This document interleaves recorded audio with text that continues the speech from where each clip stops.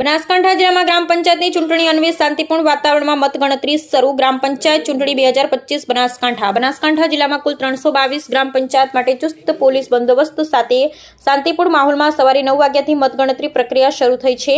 જિલ્લાના તમામ 14 તાલુકા મથકો ખાતે મતગણતરી શરૂ કરાઈ છે. બનાસકાંઠા જિલ્લામાં સામાન્ય ચૂંટણીનો 303 પંચાયત ખાતે જિલ્લામાં સરેરાશ કુલ 83.50% મતદાન નોંધાયું હતું અને 19 પેટા ગ્રામ પંચાયતની ચૂંટણીમાં સરેરાશ કુલ 63.24% મતદાન નોંધાયું હતું. જિલ્લામાં આજ રોજ મદદનીશ ચૂંટણી અધિકારી, મતગણતરી સ્ટાફ, પોલીસ જવાનો સહિત કુલ 1800 થી વધુનો સ્ટાફ મતગણતરીમાં ફરજ બજાવી રહ્યો છે.